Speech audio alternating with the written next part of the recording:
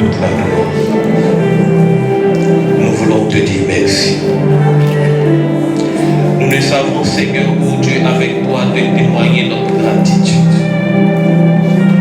Le psalmiste pouvait dire: comment rendrai-je à l'Éternel? Seigneur, comment est-ce que, Seigneur, oh Dieu, nous puissions, Seigneur, oh Dieu, exprimer notre reconnaissance, exprimer, Seigneur, notre gratitude à l'égard de tes actions qui ne peuvent dans nos vies être ni comptées ni dénombrées. Tu es un Dieu fidèle et ta fidélité chaque instant, chaque jour, chaque vie, chaque seconde, tu la manifestes dans nos vies. Ta parole déclare que tes bontés ne sont point épuisées, que tes compassions ne sont point à leur terme. Il te plaît de les renouveler chaque matin. Et ce matin encore, il y a une grâce exceptionnelle. Il y a un don parfait réservé à ce don. Nous prions, Seigneur, de ne passer ni à gauche ni à droite, Seigneur, de cette grâce. Merci pour ton peuple que tu as tiré dans ta présence. Le sacrificateur pouvait dire au petit Samuel, lorsque tu entendras cette voix, dis, parle, ton serviteur écoute. Seigneur, ce matin nous sommes là et nous voulons t'entendre. Nous prions, Seigneur, que tu nous parles, que tu nous donnes cette parole qui apportera une transformation réelle des mentalités, des cœurs, des vies, des situations et des conditions. Merci parce que tu l'as toujours fait. Merci parce que, oh Dieu, nous voulons croire, Seigneur, oh Dieu, en tes promesses qui sont oui et amen. Merci, Seigneur, pour les projets que tu as à notre endroit qui n'ont pas changé et que tu les réaliseras, Seigneur, oh Dieu, certainement. Nous croyons que c'est une question de temps. Nous croyons, Seigneur, que c'est une question, Seigneur, de saison. Et nos regards sont constamment fixés vers toi. Nous nous attendons à toi. Merci, Seigneur. Merci, Seigneur. Merci, Seigneur. Quand tu as rassemblé pour parler. Quand tu as rassemblé pour visiter. Ce matin, nous nous attendons à ta visitation. Béni sois-tu. Reçois ces cantiques ce matin qui sortent des cœurs que tu as transformés, qui sortent des cœurs que tu as visités, des cœurs que tu as façonnés, des cœurs, Seigneur, que tu as mis en confiance. Merci pour les cœurs auxquels, Seigneur, tu as accordé de l'assurance. Merci pour l'assurance, Seigneur, qui continue de nous nourrir et de croire, Seigneur, que malgré les difficultés, tu es encore capable de croire que malgré vent et malheur, tu es Dieu et que tu peux parler à toute situation. Tu es fidèle.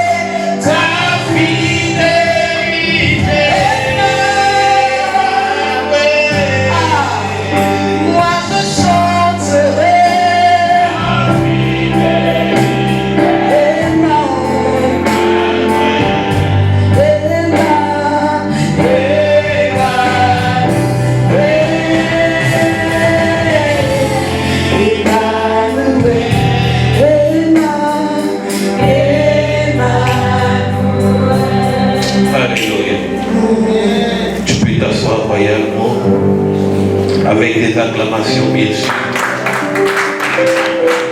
Le Seigneur te fait bien. Alléluia. Amen. Bienvenue dans la présence de ton Dieu. Bienvenue dans cette nouvelle saison dans laquelle l'Éternel nous fait entrer dans ces cultes que nous faisons désormais les matins. Alléluia. Amen. Le Seigneur te fera énormément du bien. S'il t'a fait le bien le soir, c'est que le matin il te fait mieux. Alléluia. Amen.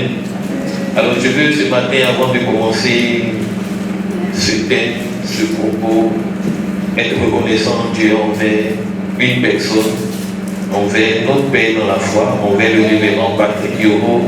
C'est quelqu'un que nous ne cessons d'enfoncer, non pas simplement parce que nous voulons faire le culte de la personnalité, mais nous sommes conscients et nous constatons et nous réalisons que le Seigneur nous a fait la grâce d'avoir un homme exceptionnel comme Père. Alléluia. Quelqu'un a dit, si tu n'as pas de Père, tu commets des effets. Tu fais beaucoup d'erreurs. Alléluia. Je voudrais qu'on puisse apprécier le Seigneur pour le Père qu'il nous donne. Alléluia. Je tombe de cœur. Amen. Que le Seigneur nous bénisse. Alléluia. Merci à tous les hommes de Dieu au corps pastoral. Je fais référence au lion blanc, au prophète Wakili, à la missionnaire Blandine Kanga, à l'aigle doré, l'aigle royal. Amen. Au frère Ange Thiéma, vraiment que le Seigneur vous bénisse, que le Bénédicte bénisse tout un chacun, tous les fidèles, vous tous qui êtes ce matin présent au milieu de nous, que Dieu vous bénisse. Je parle ce matin sur le thème qui a déjà été annoncé, Dieu l'a promis, Dieu le fera. Est-ce que tu peux m'aider? Est-ce que tu peux m'aider? Esprit de Dieu, viens, viens, viens. Dans ma vie, je dis viens.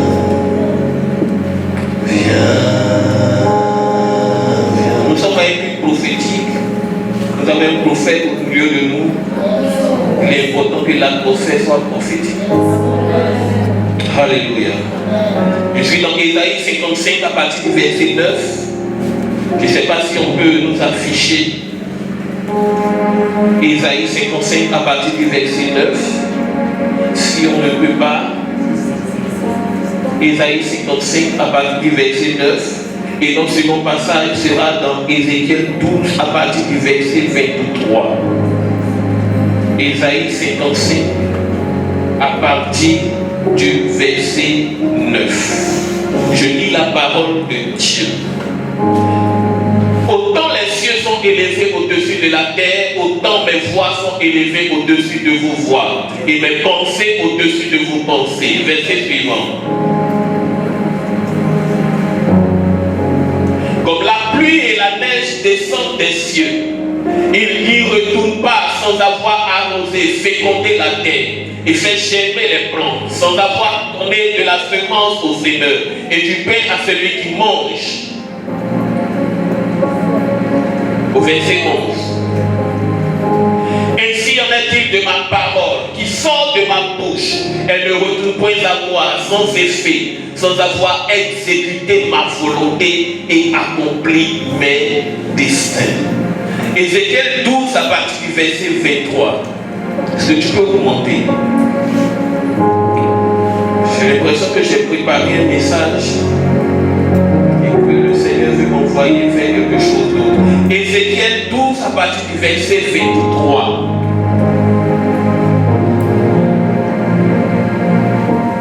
Dieu l'a promis, Dieu le fera. Je voudrais qu'on prenne oreille au passage de ce verset.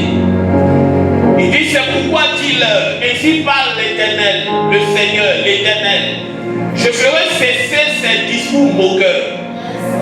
On ne les tiendra plus en Israël. Dis-leur, au contraire, les jours approchent où toutes les visions s'accompliront. Je prie que les visions que Dieu t'a données s'accomplissent à la lettre au nom de Jésus. Je prie que les promesses que Dieu a faites sur ta vie ne demeurent pas seulement dans le prophétique, mais que tu entres dans une saison de rire, que tu entres dans une saison de joie, que les lamentations cessent et que tu vois véritablement Dieu en train de te visiter. Qu'il y ait une concentration à l'effet d'exécuter ce que Dieu a déclaré sur ta vie. Vous savez, lorsque Dieu donne une parole, cette parole est suivie d'effet. Cette parole change l'atmosphère autour de nous. Cette parole appelle la manifestation des anges.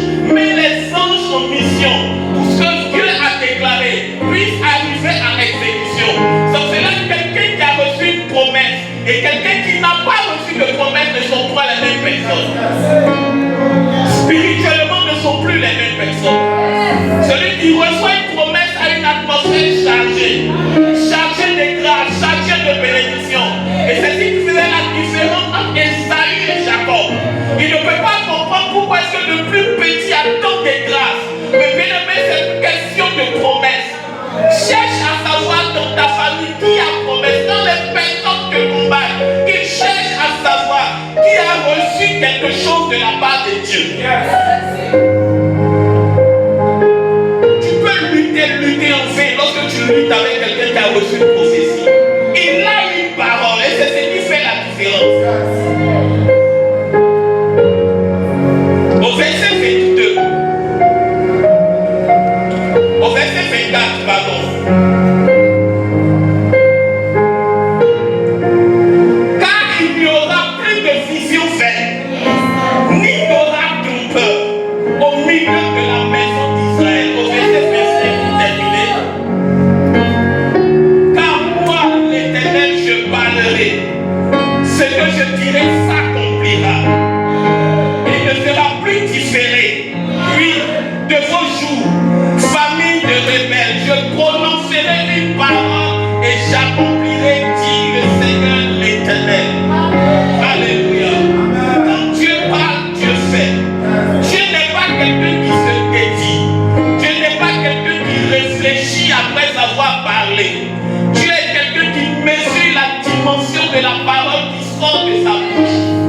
Je prie que ce que Dieu a annoncé sur ta vie, bien-aimé, tu entres dans une saison où tu saisis les témoignages. Quand Dieu parle, bien-aimé, c'est un phénomène naturel.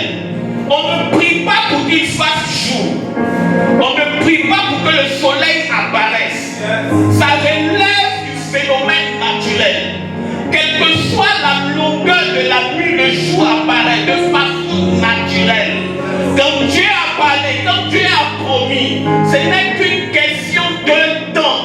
La chose arrivera. Quelqu'un pouvait dire, on ne peut pas prier pour qu'un bébé éléphant grossisse. Dans sa constitution, dans son ADN, il existe les gènes qui feront qu'il va grossir.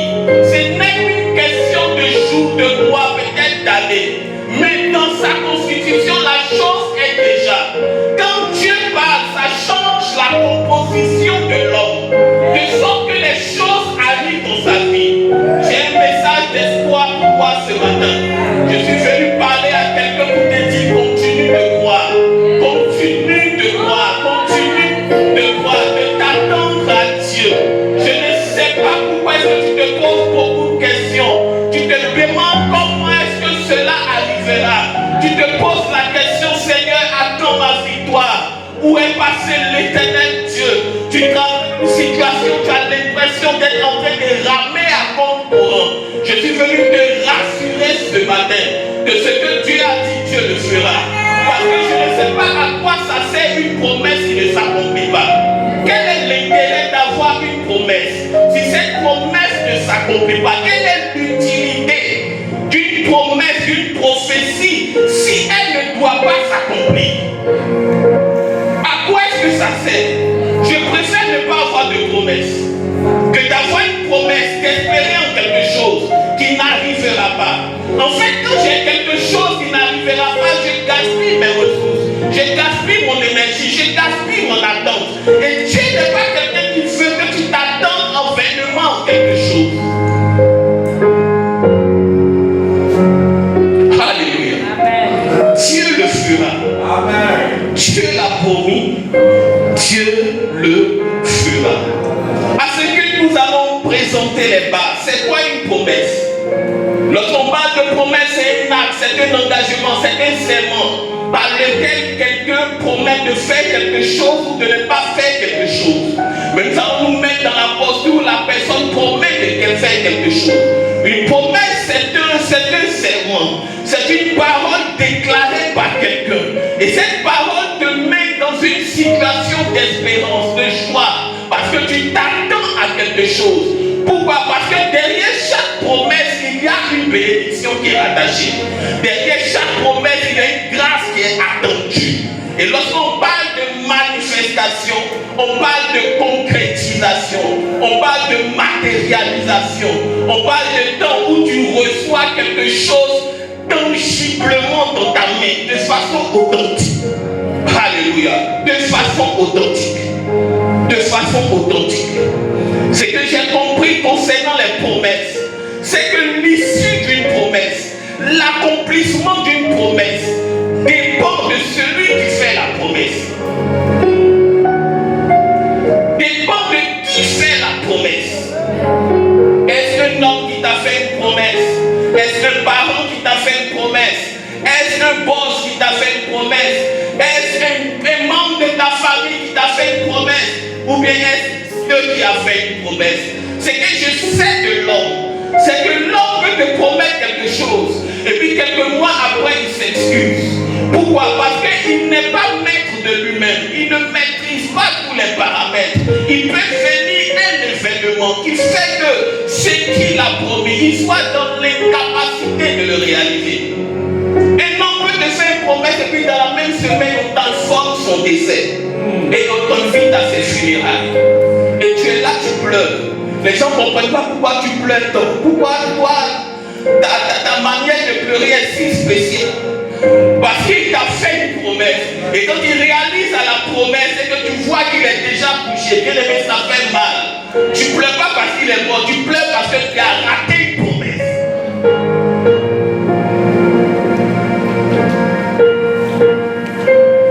Ça serait la Bible déclare que tout homme soit tenu pour menteur. Non pas parce qu'il ne dit pas la vérité, mais parce qu'il n'est pas maître des situations. Et que Dieu seul soit tenu pour juste. Que Dieu seul soit tenu pour juste. Alléluia. Que Dieu seul soit tenu pour quoi? Pour juste. La Bible déclare que le Dieu que tu pries, sa renommée s'est accrue par l'accomplissement de ses promesses. En d'autres termes, ce qui rend Dieu redoutable, c'est que ce qu'il dit, il a la capacité d'amener cela à exécution. Si on veut faire une bonne tradition, en d'autres termes, Dieu a un CV qui est rempli de promesses exaucées. Rempli de promesses exaucées. Alléluia. Un homme dans la parole de Dieu avait une promesse rattachée à sa vie. C'était Siméon. La promesse dit, la prophétie déclare qu'il ne mourra pas tant qu'il n'a pas vu la consolation, c'est-à-dire Christ. Et cette parole planait sur la vie de cet homme. Cet homme peut tomber dans le coma. Il est sûr d'une chose. Comme il n'a pas encore vu Christ, ce n'est pas encore l'heure de sa mort. Il peut sortir, être cogné par un chat, mais comme il n'a pas encore vu la consolation, il sait que ce n'est pas sa mort qui est là. Quel que soit le coma, quel que soit le degré, quelle que soit la gravité de la maladie, il sait qu'il y a quelque chose qui est rattaché à sa mort. Et un matin, il sort, il va dans le temple. Et c'est là qu'il croise le nouveau-né. Et il réalise que son temps est arrivé. Je veux t'amener à croire en l'Éternel. Alléluia. T'amener à croire en l'Éternel. Bien-aimé, la promesse de Dieu est capable de changer l'histoire de l'homme. Rien qu'une promesse capable de changer des destinées. La Bible déclare que Dieu a mis sa parole au-dessus de lui. Au-dessus de lui. Alléluia. Il a mis sa parole au-dessus de lui. Et lorsqu'on parle de promesse de Dieu, lorsqu'on parle de parole de Dieu, ce n'est pas seulement la parole écrite, parce que la prophétie est la parole de Dieu.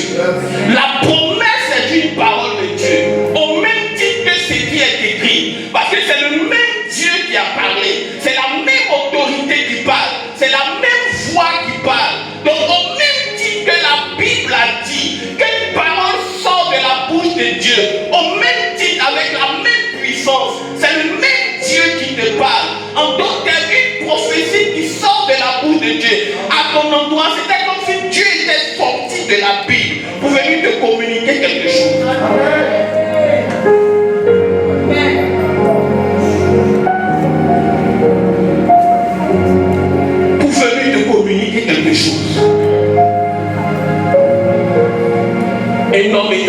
fait son voyage calmement.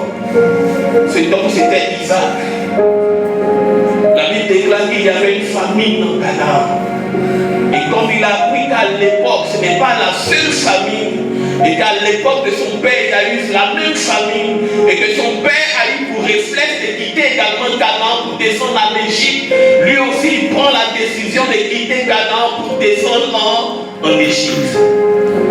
La Bible déclare que chemin faisant, Dieu va lui dire, pendant qu'il arrive dans une ville appelée Guérar, Dieu dit reste à Guérar. Quand tu regardes Guérar ne ressemble à rien. Guérar c'est un désert, c'est une ville des Philistins. Donc c'est une ville qui appartient au plus pire ennemi d'Israël.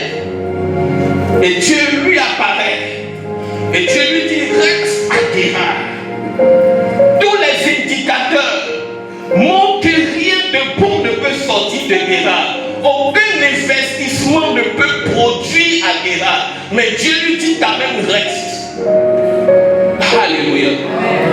Bien aimé, lorsque Dieu apparaît, même dans une difficulté, même dans une situation compliquée, une situation chaotique, apprendre à obéir à la voix de Dieu. La Bible déclare qu'il resta à Guérar.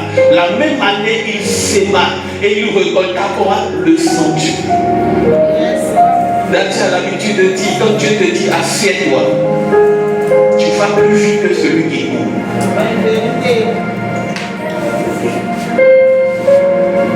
Je veux prier pour toi ce matin.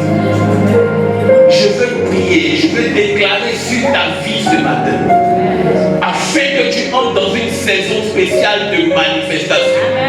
La Bible parle d'une catégorie de personnes dans le livre de Hébreux qui ont salué la promesse de loin. Je refuse que cela soit ton partage au nom puissant de Jésus-Christ. Je refuse que Dieu attende, sinon que la promesse attend que tu aies l'âge de 90, 95 ans, afin que ces choses, ta faille, trouvent une sorte d'atterrissage dans ta vie. Je refuse ce type de promesse, parce que toute promesse qui entre dans ta vieillesse, tu ne jouis pas de ça véritablement.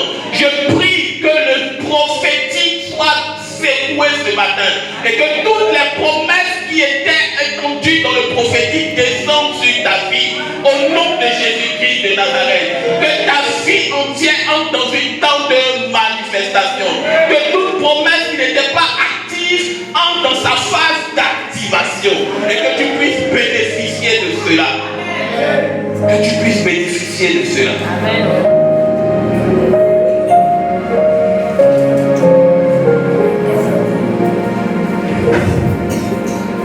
Il y a des caractéristiques liées à la promesse que Dieu fait aux hommes. Alléluia.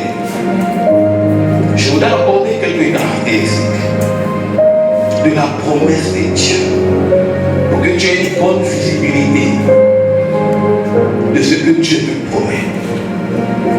Première caractéristique concernant la promesse de Dieu, c'est que la promesse de Dieu est différente de ta volonté. La promesse de Dieu est différente de tes souhaits. La promesse de Dieu est différente de tes propres projets. La promesse de Dieu est différente de tes propres ambitions. Alléluia. La parole de Dieu, sinon la promesse de Dieu, ce ne sont pas les ambitions que tu te fixes. L'erreur que beaucoup font, c'est qu'ils sont dans leur propre projet et ils veulent inviter Dieu dans leur propre projet. Non, il y a, bien aimé, une parole de Dieu sur ta vie. Il y a un chemin dans lequel Dieu veut te faire entrer. Et c'est toi qui dois aller dans le chemin que Dieu a réservé pour toi. Ce n'est pas à toi d'inviter Dieu dans ton chemin. Parce que ce que Dieu a pour toi est plus grand que tes propres projets.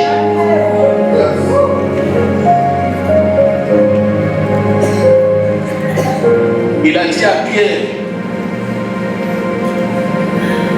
il a donné une parole à Pierre. Quand tu étais jeune, tu allais où tu voulais. Mais quand tu seras devenu grand, quelqu'un d'autre te conduira. Faisais référence au Saint-Esprit. J'ai compris que ce sont les grands qui comprennent les voies de Dieu. Ce sont des adultes, des personnes matures, des personnes qui ont vieilli spirituellement, qui qu'ils doivent quitter leur projet personnel et s'engager dans le projet de Dieu. Alléluia.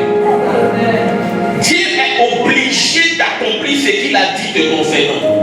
Mais Dieu n'est pas obligé de faire ce que toi tu es en train de faire comme tes propres projets. Il n'est pas obligé de le faire. Ce sur quoi Dieu veille, c'est sa parole. Ce n'est pas tes projets. Il dit ainsi en est-il de ma parole qui sort de ma bouche et qui ne retourne plus à moi sans avoir accompli ce pourquoi elle est sortie, sans avoir donné la semence au semeur et le pain à celui qui mange. Bien aimé, il parle de quoi? Il parle d'une parole que lui il a déclarée.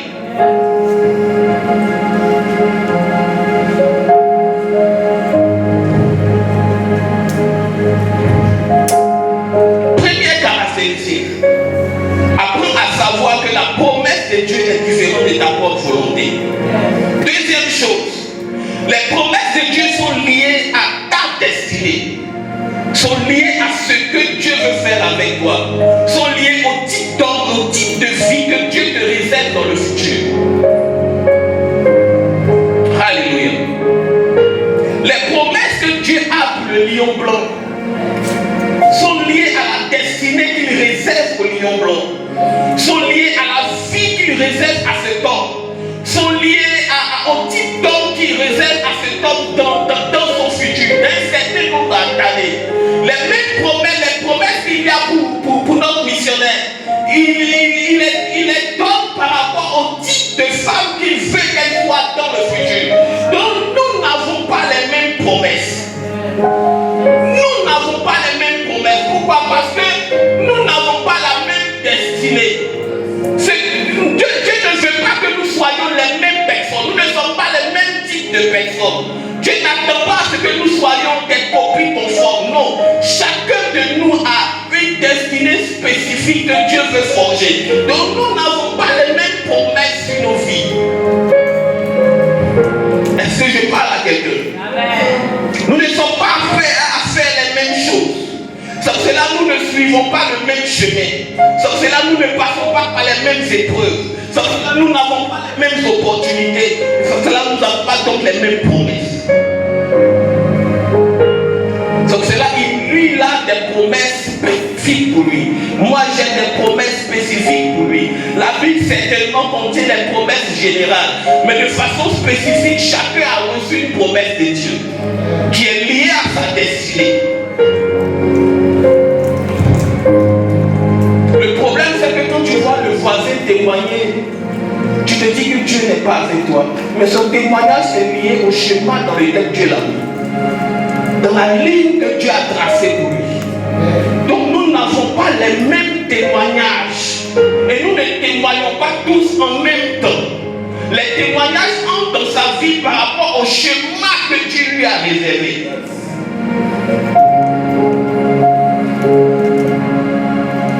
Donc quand tu le vois témoigner, sache que Dieu est en train d'accomplir quelque chose dans sa vie. Et au même moment, au même titre que Dieu a accompli des choses dans ta vie, Dieu également accomplit des choses dans toi, ta vie.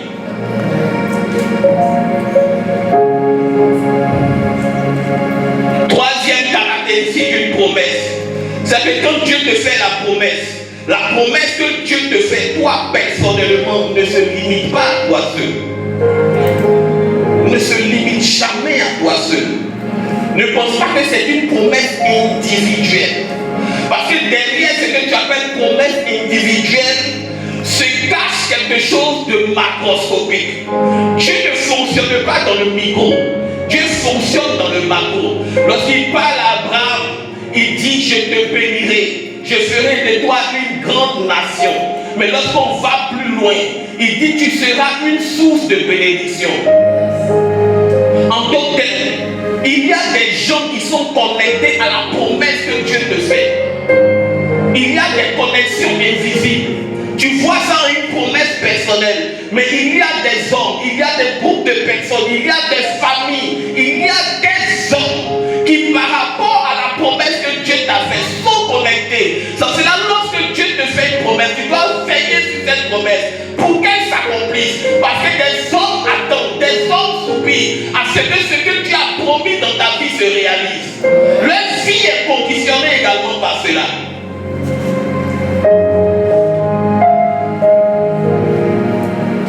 Est-ce que je suis en train de parler à quelqu'un? Donc Dieu ne peut pas te mentir. Il y a tout un groupe de personnes qui est rattaché à ce qu'il est en train de te dire. Et donc ta responsabilité lorsque Dieu te parle, c'est toi aussi de travailler pour que ce que Dieu arrive à accomplissement. Alléluia. Parce que la promesse de Dieu est un package. Ça vient avec un lot de gloire, mais ça vient aussi avec un lot de combat. Je ne sais pas si quelqu'un me comprend ce matin. Ça viendra avec un lot de gloire. Ça viendra aussi avec un lot de discipline. Un lot de discipline. Il faut une certaine sanctification. Un certain degré de sanctification. Parce que quelque chose qui sort de Dieu a un degré de téléchargement de la nature de Dieu. C'est sorti de Dieu. Donc ça exige quelque chose. Il y a un degré de sanctification qu'il faut pour que les choses qui ont été promises arrivent en tes mains. Un degré de sanctification. Tu dois pouvoir avoir un degré de téléchargement de la sanctification. Un degré de vie de prière. Pourquoi? Parce qu'il y a des combats qui sont liés à des promesses. Des combats liés à des promesses. Lorsqu'on fait la promesse à David, David doit savoir que pour devenir roi, il faut être un guerrier, il faut avoir une vie de prière. Parce que même le roi qui est actuellement sur le trône peut devenir ton adversaire. Parce qu'il ne peut pas avoir un roi sur le trône et puis toi on vient t'introniser. C'est là le prophète lui-même dit, mais si Saül apprend que pendant qu'il est sur le trône, je suis en train d'aller point quelqu'un, lui-même me tuera. C'est une question de fauteuil royal. Une grâce qui vient, une promesse qui vient avec des combats. Et tu dois avoir la vie de prière adaptée à cela. Pourquoi je dis ces choses? Parce que généralement, bien aimé, quand tu rends des témoignages, il y a beaucoup qui t'acclament, il y a beaucoup qui rient. Je parle plus du monde, mais il y a beaucoup qui ne sont pas contents. Parmi ceux qui acclament, parmi ceux qui t'exhortent, parmi ceux qui t'encouragent, il y a des gens également qui t'encouragent pour t'encourager, mais qui ne sont pas contents. Il y a des gens qui rient avec toi, mais qui, lorsque Dieu te bénit, ne sont pas contents. La Bible parle des ouvriers de la 11e heure. Ils ont reçu ne serait-ce qu'un seul denier, parce qu'ils ont travaillé une heure, mais ça a créé, bien aimé, la frustration de ceux qui étaient là depuis le matin. Mais ça vous coûte quoi si on donne un denier à ces gars?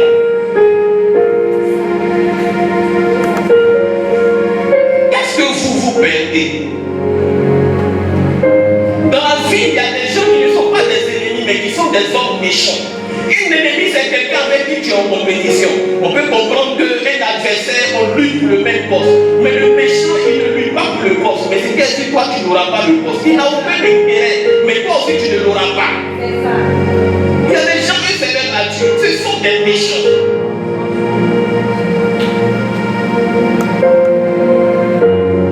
Il n'est pas intéressé par le mariage. Mais c'est qu'est-ce que toi, tu ne te maries pas. C'est pas parce qu'on lutte pour une même forme, c'est même pas ça. Malheureusement, ça me dit rien. Mais ce qui est sur toi, tu passeras sur moi. Et quand une promesse vient, elle vient avec son lot de combats.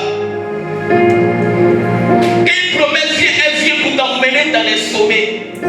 Pour t'emmener dans le sommet. Or, dans les sommets, c'est plus facile de tomber. Quelqu'un qui est assis par terre, il ne peut pas tomber. Quand tu es déjà que dalle, tu as tombé, ça va entraîner quel bruit? Aucun bruit, tu es déjà dans ton psychopois quelque part. Si tu as fait faillite, ça reste à ton niveau. Mais quand tu es déjà dans une position élevée, que tu tombes, bien aimé, tous les réseaux sociaux en parlent. En tant que le sommet est risqué.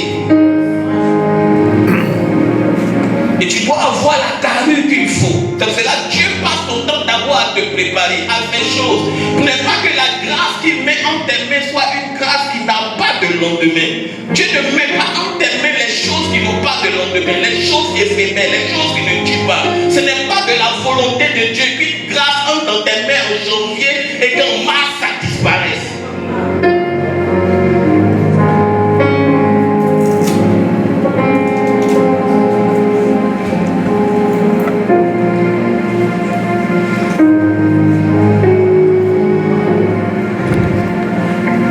Troisième caractéristique, j'ai compris qu'il y a des grâces, des promesses liées au service.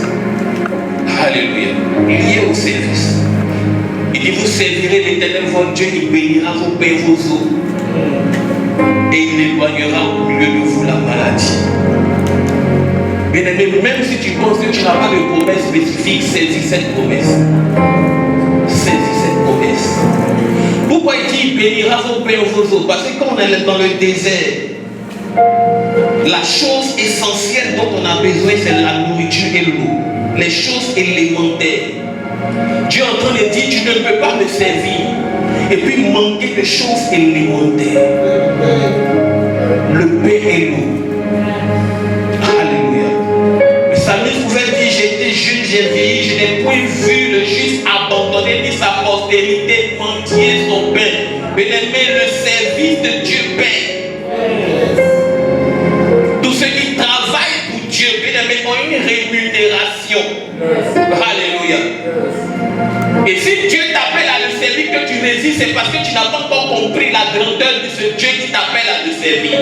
C'est parce que tu n'as pas encore compris. La seule image que tu as dans ta tête, c'est ton oncle paternel qui a servi Dieu dans les années 80 et qui est peut-être décédé dans des conditions lamentables. Et donc pour toi, lorsqu'il faut servir Dieu, il faut tout abandonner. Il faut vivre avec un seul manteau en bois de chapeau. Ce n'est pas ça servir Dieu. Puis servir Dieu.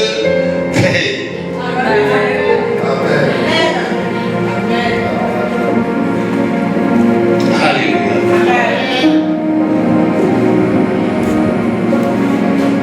Servir Dieu.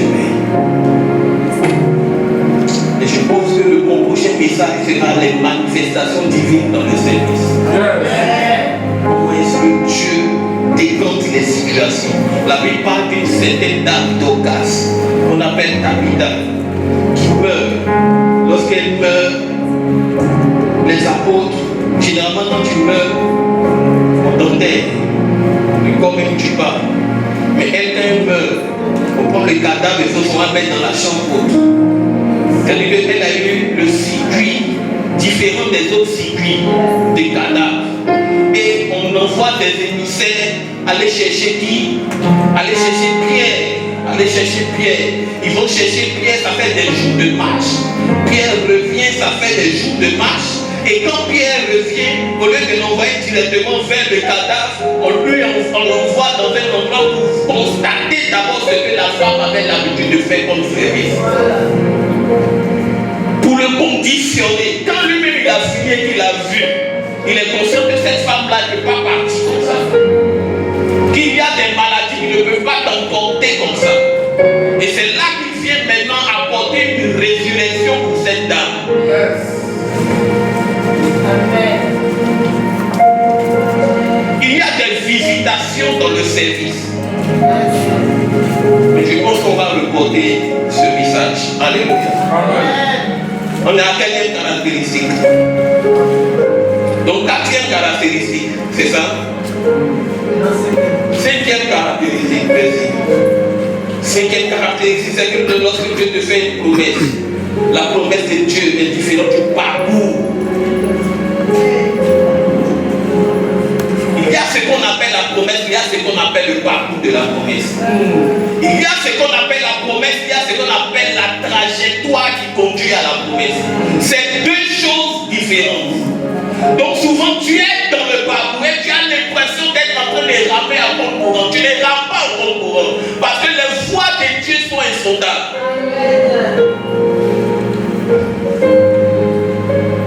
Souvent dans le parcours tu as l'impression que tu t'es trompé de chemin, que Dieu a menti. Dieu n'a pas menti. C'est le parcours. Dieu te donne l'idée générale, Dieu te donne la vision, Dieu te donne l'objectif général. Maintenant, il y a le mode opératoire. Ça, souvent, tu ne comprends pas. Pourquoi est-ce que Dieu te fait passer par ce chemin?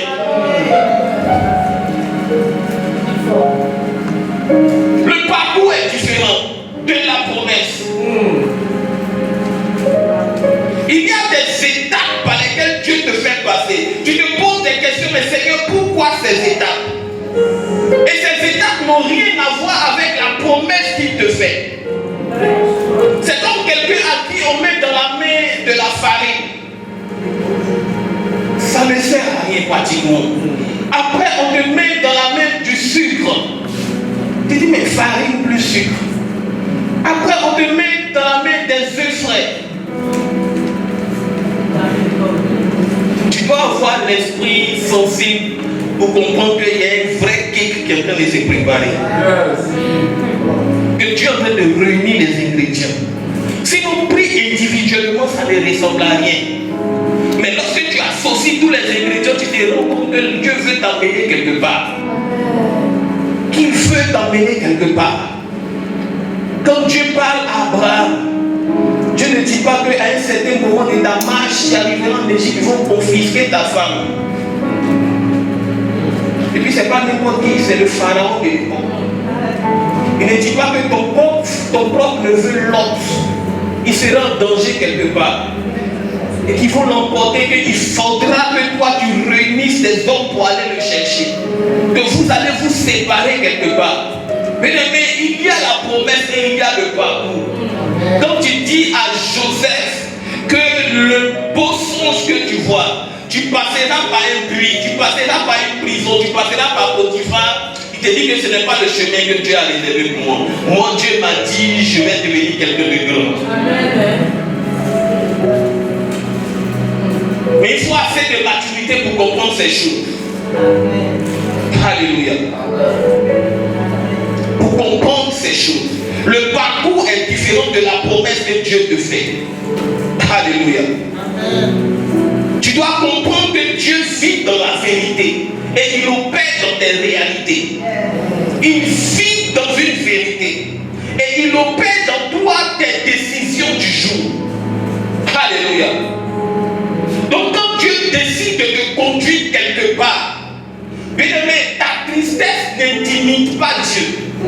Parce qu'il a tracé un chemin pour toi. Tes pleurs ne vont pas l'intimider. Si c'est le chemin qu'il faut pour l'accomplissement de la promesse.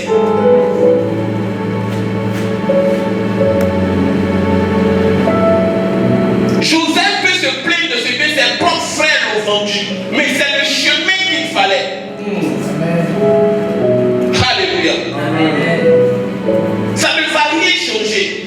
Donc tu dois pouvoir redéfinir les choses dans ta mentalité.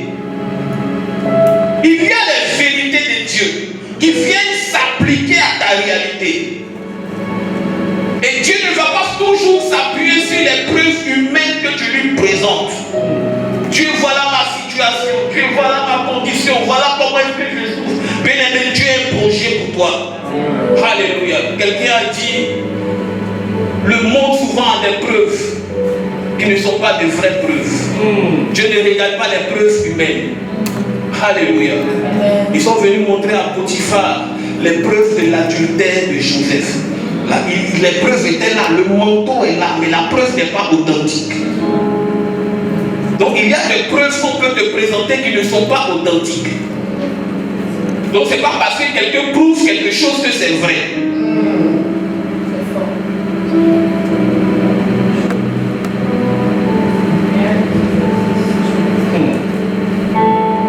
Alléluia. Dieu peut te dire tu ne vas jamais échouer. Mais quand tu regardes ton parcours, tu as déjà échoué 2 fois. Est-ce que Dieu a menti? Parce que toi tu constates dans la réalité que tu as déjà 2 échecs. Mais pourtant il a dit que tu ne vas jamais échouer. En réalité, c'est ce qui se passe. C'est que ce que tu appelles échec, c'est toi qui appelles ça échec. Dieu ne voit pas en cela un échec.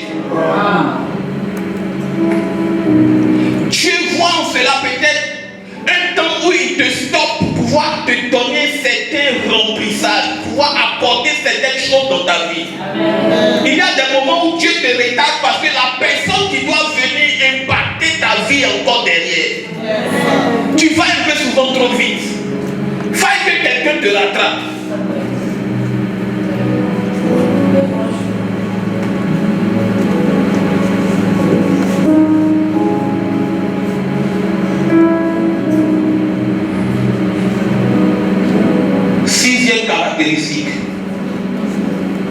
C'est bien ça.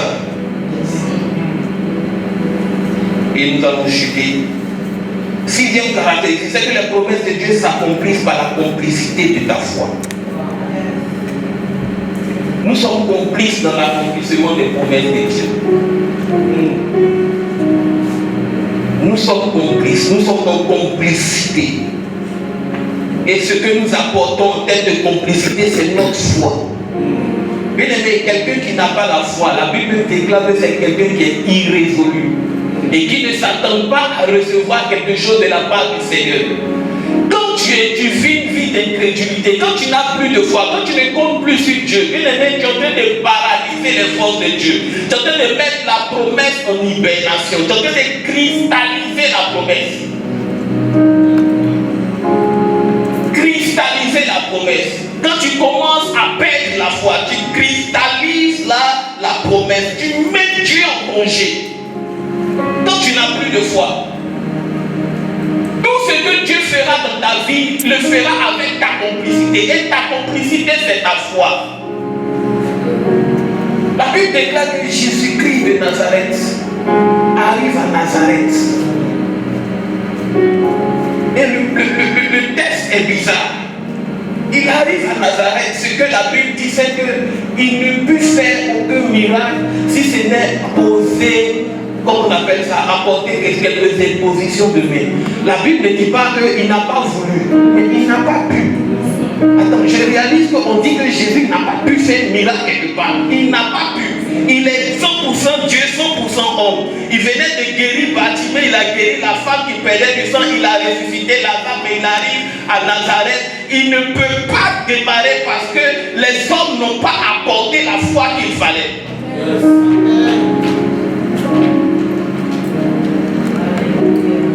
Chaque promesse de Dieu qui doit tomber dans ta vie de façon authentique nécessite ta contribution. Et ta contribution, c'est la foi. Et Dieu attend ta foi. Alléluia. Un homme a vu Jésus-Christ marcher sur les eaux. Et il a dit, si c'est vraiment toi, ordonne que je vienne. Dieu lui a dit, viens. Par sa foi, il a posé un premier pas sur l'eau. Par la foi, le pas était fait. Lui-même, il est étonné qu'il pose un pas ferme sur l'eau. Il pose un second pas ferme sur l'eau. C'est la même parole qui l'a permis de poser les deux premiers pas, qui faisait qu'il continuait de poser les pas suivants. Mais lorsque le doute est arrivé, c'est le même Jésus qui a parlé, c'est la même parole. Mais quand le doute est arrivé, il a commencé à s'enfoncer. C'est le même Jésus qui a parlé. Mais parce que le doute est entré en scène, il a commencé à s'enfoncer. Tu as besoin de ta contribution. Tu dois continuer de croire. Tu dois continuer de croire. Tu dois continuer de croire. Souvent, c'est notre incrédulité qui nous fait croire que pour que notre situation change, il faudrait qu'un bishop sorte des États-Unis pour venir nous imposer les mains. Ça, c'est notre incrédulité.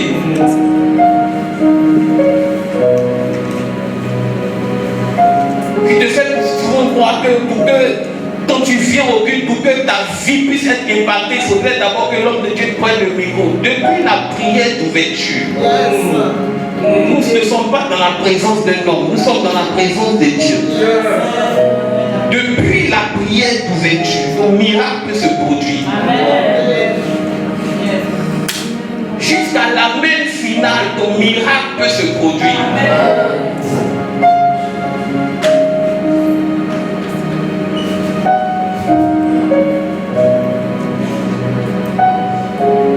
Je vais terminer par ce dernier point.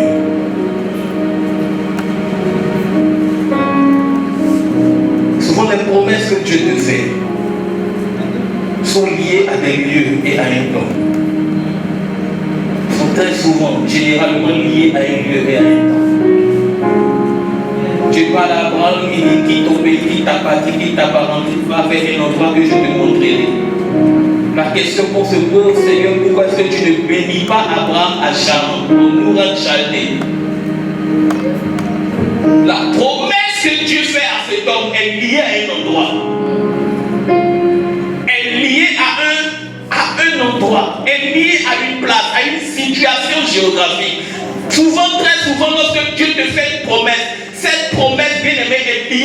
droit. Tu dois faire un mouvement. Tu dois bouger pour pouvoir entrer en possession de cette grâce. La Bible déclare qu'un homme germera en son lieu.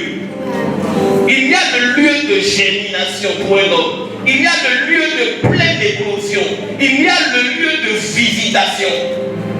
Il y a un lieu qui est réservé où bien aimé Dieu t'a réservé une grâce exceptionnelle.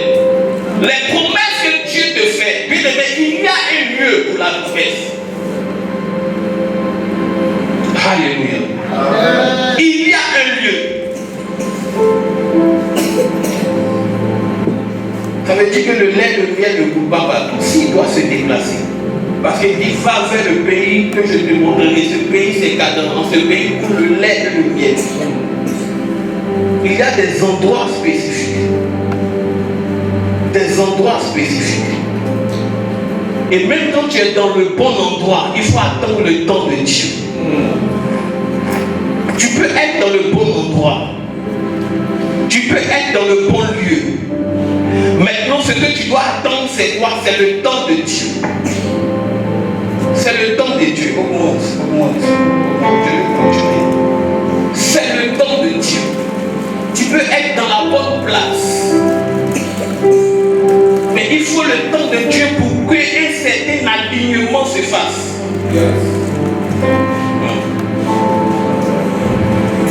Il faut un certain alignement pour qu'une promesse s'exécute.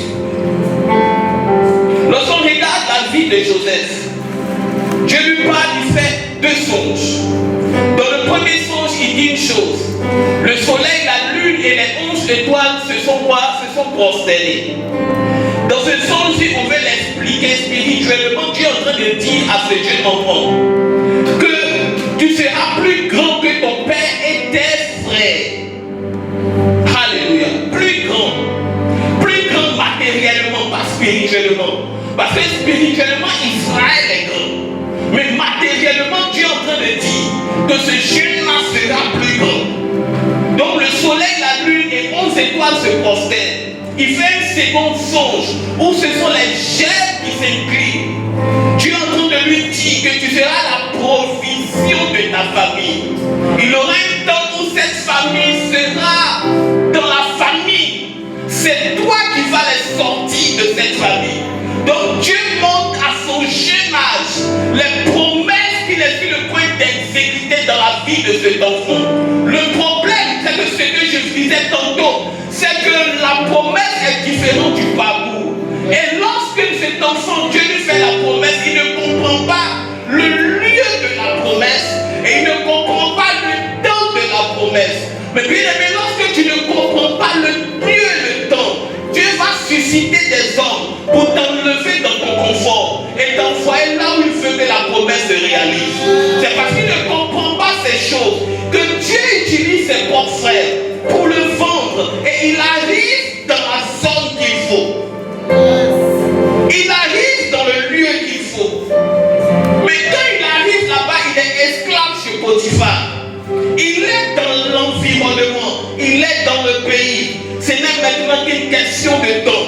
Il est chez Potiphar, malheureusement les choses ne fonctionnent pas comme ça devait fonctionner. On l'accuse d'adultère et on le jette en prison. Mais quand tu ne comprends pas le parcours que Dieu veut te faire prendre, lorsque tu ne comprends pas la succession des événements, interroge Dieu. Parce que Dieu a un programme pour toi. Pendant qu'il arrivait en prison, c'était la prison pour lui qui était le rendez-vous de l'élévation. Pendant qu'il arrive en prison, vous savez souvent, Dieu il fixe des rendez-vous dans des endroits bizarres. Comment tu peux me promettre l'élévation dans une prison? S'il te disait ça dès ton jeune âge, tu allais fuir la prison. Tu n'allais même pas voir. Lui, son rendez-vous d'élévation, c'était dans la prison. Mais Dieu s'arrange que lorsqu'il arrive en prison, il y a les chansons et le palettier qui font une gaffe dans le palais de Pharaon et qui sont précipités. Donc, dans l'alignement des choses, ces trois personnes doivent se rencontrer quelque part. Ils doivent se rencontrer. Et le temps que Dieu a marqué, parce qu'il y a le temps des hommes et puis il y a le temps des dieux. Donc c'est là lorsqu'il négocie avec les chansons. Et il dit à les chansons, quand tu sortiras de là, souviens-toi de moi. Mais malheureusement, comme ce n'est pas le temps de Dieu, les chansons sortent de là, puis les chansons l'oublient. Pourquoi? Parce que le temps de Dieu n'a pas encore arrivé. Donc c'est là lorsque les gens t'oublient, ne dis pas que Dieu t'a abandonné. C'est simplement parce que le temps de Dieu n'est pas encore arrivé. Le temps de Dieu n'a pas encore sonné.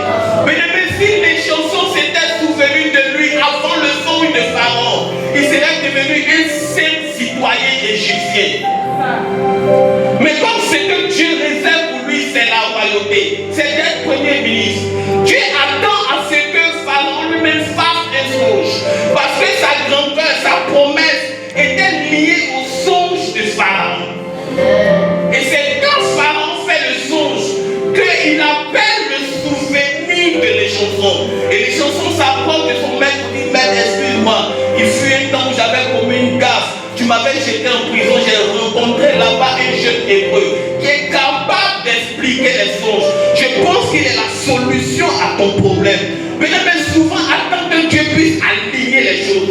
Vous savez qu'il y a des choses qu'on appelle des évasions spirituelles. C'est-à-dire que Dieu est sur le point de concrétiser les choses. Mais quand tu as l'impression que la chose est trop longue, la chose dure trop entre les mains de Dieu, tu trouves une voie échappatoire. Je prie que tu restes dans le canevas de Dieu. Que tu restes dans le chemin de Dieu.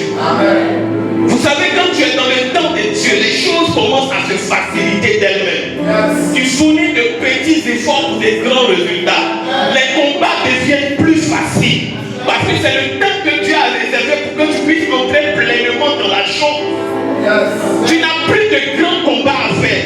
Les combats que Dieu t'emmène sont des combats qui ont été déjà gagnés.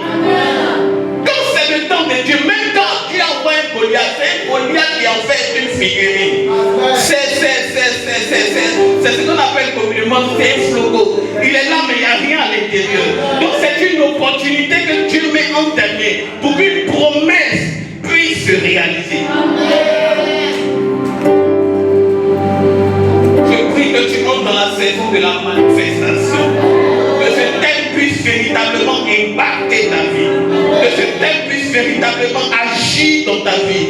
Mais quand tu es dans le temps de ta promesse et quand les choses sont alignées, je me suis rendu compte que tu peux être comme ce paralytique qui est couché devant une cuisine depuis 38 ans, qui n'arrive même pas à se mouvoir. Et puis ce jour-là, c'est Jésus lui-même qui se déplace pour venir vers toi. Parce que ta foi est restée en place. Et parce que tu as toujours cru tu t'es toujours attendu à Dieu. Alléluia. Amen. Je prie que tu aies un témoignage différent du témoignage de la foule. Comme ce paralytique qui était couché. Les témoignages que tout le monde rendait à Bethesda étaient des témoignages de personnes qui étaient mouillées. Il est la seule personne qui est sortie de Bethesda à sec. Amen.